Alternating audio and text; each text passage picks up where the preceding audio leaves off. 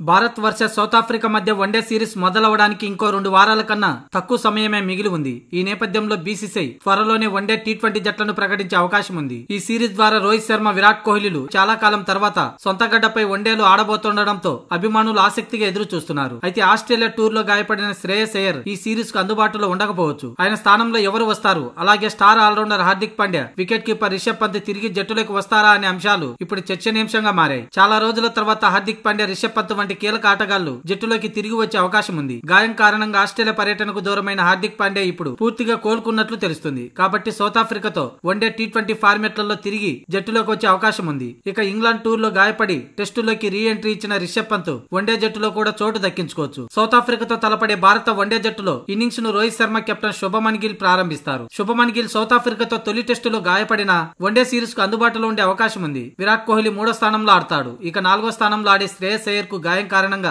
అతడి స్థానంలో ఎవరన్నది ఆసక్తికరం. 4వ స్థానానికి వికెట్ కీపర్ రిషబ్ పంత్ మంచి ఎంపికగా మారే అవకాశం ఉంది. ఇక Jasprit Bumrah south Africa test series లో ఆడనున్నందున ఆయన వర్క్ లోడ్ మేనేజ్మెంట్ కోసం వన్డే సిరీస్ కు విశ్రాంతి తీసుకుని టీ20 సిరీస్ లో తిరిగి వచ్చే అవకాశం ఉంది. మొత్తానికి సౌత్ ఆఫ్రికాతో టీమిండియా వన్డే జట్టు ఇలా ఉండే అవకాశం ఉంది. ముందుగా బ్యాట్స్మెన్లు శుభమన్ గిల్, రోహిత్ శర్మ, విరాట్ కోహ్లీ, యశస్వి జైస్వాల్, అలాగే వికెట్ కీపర్లు రిషబ్ పంత్, కేఎల్ రాహుల్, ధ్రువ్ జురేల్. ఇక ఆల్రౌండర్లు హార్దిక్ పాండ్యా, అక్షర్ పటేల్, వాషింగ్టన్ సుందర్. ఇక బౌలర్లు కుల్దీప్ యాదవ్, హర్షిత్ రాణా, మహమ్మద్ సిరాజ్, అర్షదీప్ సింగ్, ప్రసిద్ధి కృష్ణలు స్క్వాడ్ కి ఎంపికయ్యే అవకాశం ఉంది. కాగా భారత్, సౌత్ ఆఫ్రికా జట్ల మధ్య జరగనున్న వన్డే సిరీస్ ఈ నెల 30న ప్రారంభం కానుంది. ఈ సిరీస్ లోని మొదటి వన్డే 30వ తేదీన ప్రారంభం అవుతుంది. 1:30 రాంచీలో ఈ మ్యాచ్ జరగనుంది. ఆ తర్వాత రెండో వన్డే డిసెంబర్ 3న రాయ్పూర్ వేదికగా జరగనుంది. ఇక చివరిదైన 3వ వన్డే డిసెంబర్ 6వ తేదీన విశాఖపట్నంలో జరగనుంది. ఈ మ్యాచ్లన్నీ కూడా భారత కాలమాన ప్రకారం మధ్యాహ్నం 1:30 ప్రారంభం అవుతాయి.